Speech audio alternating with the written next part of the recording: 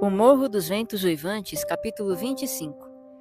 Essas coisas aconteceram no inverno passado, disse a senhora Jim. Faz pouco mais de um ano. No inverno passado, não poderia imaginar que ao cabo de 12 meses eu as estaria contando para distrair uma pessoa estranha à família. Contudo, quem sabe dizer por quanto tempo o senhor vai permanecer um estranho? É jovem demais para se contentar em viver sozinho. Imagino que ninguém possa ver Catherine Linton e não amar. O senhor sorri, mas porque se mostra sempre tão animado e interessado quando falo dela? E por que me pediu que pendurasse seu retrato sobre a lareira? E por que... Chega, minha amiga, exclamei. É bem possível que eu a ame, mas será que ela viria a me amar? A dúvida é grande demais para que eu arrisque minha tranquilidade e caia em tentação. Além disso, não sou daqui. Pertenço a um mundo ativo, ocupado, e aos seus braços devo regressar, mas prossiga. Catherine obedeceu às ordens do pai? Obedeceu, prosseguiu a governanta. Seu afeto por ele ainda era o sentimento predominante em seu coração, e ele falou sem ira, com a profunda ternura de alguém prestes a deixar seu tesouro em meio a perigos e inimigos, onde as palavras que dissesse seriam a única ajuda que poderia lhe legar, a fim de guiá-la. Disse-me alguns dias depois: Gostaria que meu sobrinho escrevesse, Ellen, ou viesse nos visitar. Diga-me, com sinceridade, o que pensa dele. Mudou para melhor ou há alguma possibilidade de que venha a mudar à medida que se torna um homem? Ele tem a saúde muito delicada, senhor, respondi. E não é muito provável que venha a chegar à idade adulta. Mas não se parece com o pai, isso posso dizer. Se a senhorita Catherine tivesse o infortúnio de se casar com ele, o rapaz não haveria de sair do controle da esposa, a menos que ela fosse de uma indulgência extrema e insensata. O senhor terá, contudo, tempo suficiente para conhecê-lo melhor e ver se seria adequado a ela. Ainda faltam 4 anos ou mais até lhe chegar à maioridade. Edgar suspirou. Caminhando até a janela, olhou na direção da igreja de Gimmerton.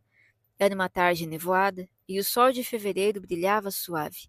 Só o que podíamos distinguir eram os 2 abetos no cemitério e as sepulturas aqui e ali.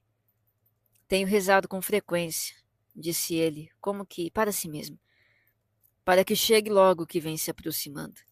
E agora começa a ter dúvidas e temores. Pensava que a memória da hora em que desci aquele vale na ocasião do meu casamento seria menos doce do que a expectativa de que em breve, dentro de alguns meses ou mesmo algumas semanas, seria levado vale acima e depositado em seu solitário recôncavo. Ellen, tenho sido muito feliz com minha pequena Cat. Nas noites de inverno e nos dias de verão, ela sempre foi uma esperança viva ao meu lado. Mas tenho sido igualmente feliz meditando sozinho por entre aquelas sepulturas, junto àquela velha igreja, deitado, nas longas noites de junho, no montinho verde do túmulo da mãe dela, e desejando, ansiando pelo momento em que vou poder me deitar ali debaixo. O que posso fazer por Cat? Como devo deixá-la? Não me importaria por um só instante com o fato de Linton ser filho de Heathcliff, nem que ele venha levá-la de mim, se ele pudesse consolá-la pela minha perda. Não me importaria que Heathcliff conseguisse o que quer e triunfasse a me roubar a última bênção que me resta. Mas se Linton não for digno, se for apenas um débil instrumento nas mãos do pai, não posso abandoná-la a ele.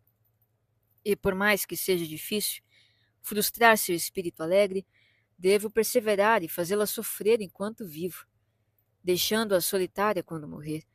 Minha querida, preferia entregá-la a Deus e enterrá-la antes de mim. Entregue a Deus a si mesmo, senhor, respondi. E se por acaso tivermos, que Deus não permita, de perdê-lo com a ajuda divina, vou ficar ao lado dela como amiga e conselheira até o fim. A senhorita Catherine é uma boa moça. Não temo que vá fazer algo intencionalmente errado. E as pessoas que cumprem com o seu dever sempre são, por fim, recompensadas. Entramos na primavera. Mas ainda assim, meu patrão não recuperou as forças, ainda que tenha retomado as caminhadas no parque com a filha. Para a inexperiência dela, isso gera em si um sinal de convalescência.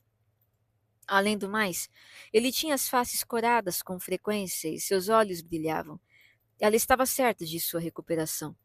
No dia de seu 17º aniversário, ele não visitou o cemitério. Estava chovendo e eu comentei: O senhor de certo não vai sair esta noite, não é? Não, Este ano vou um pouco depois, respondeu ele. Voltou a escrever a Linton, expressando grande desejo de vê-lo. Se o inválido estivesse apresentável, não tenho dúvidas de que o pai teria permitido que viesse. Não sendo esse o caso, ele respondeu seguindo instruções que o Sr. Heathcliff não concordava com sua visita a Thrushcross Grange, mas que a gentil lembrança do tio o alegrava muito. E ele esperava encontrá-lo em algum momento num de seus passeios e lhe pedir pessoalmente licença para que ele e a prima não permanecessem tanto tempo separados.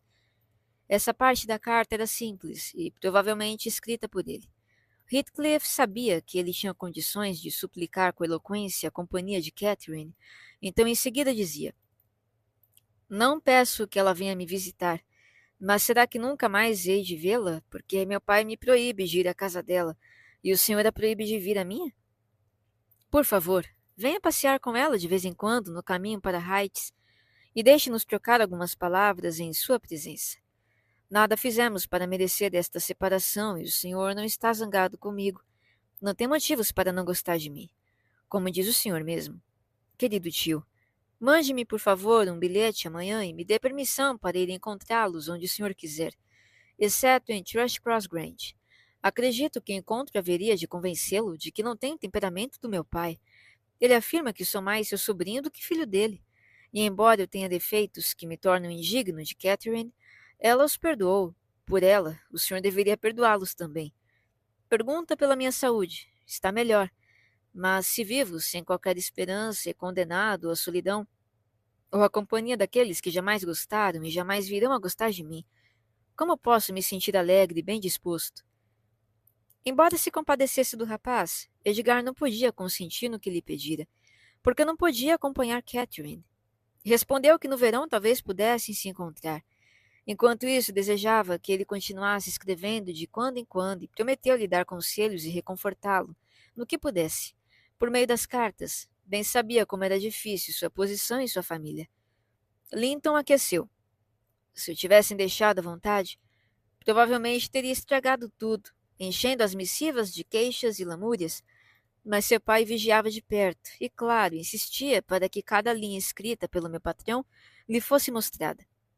Assim, em vez de pôr nas cartas seus sofrimentos e aflições pessoais, os temas que ocupavam com maior frequência seus pensamentos, insistia em falar da cruel obrigação de ficar separado de sua única amiga e amada, e repetia de maneira gentil que o Sr. Linton devia permitir o encontro em breve. Do contrário, ele acabaria suspeitando que ele iludia propositalmente com promessas vãs. Cat era uma poderosa aliada em casa.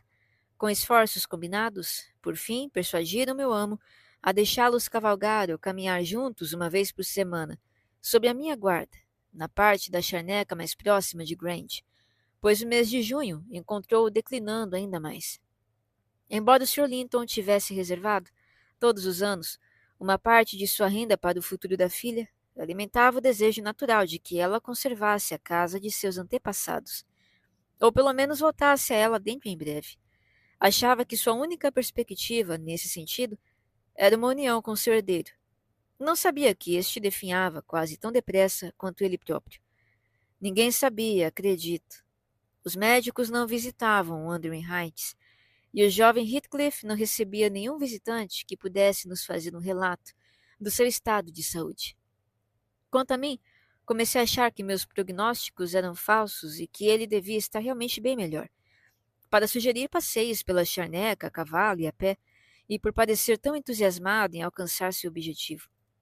Não podia imaginar um pai tratando um filho moribundo de modo tão tirânico e perverso, como mais tarde soube que Heathcliff o tratara, a fim de forçá-lo a esse aparente entusiasmo. Seus esforços redobravam conforme seus planos avarentos e insensíveis eram ameaçados pela morte.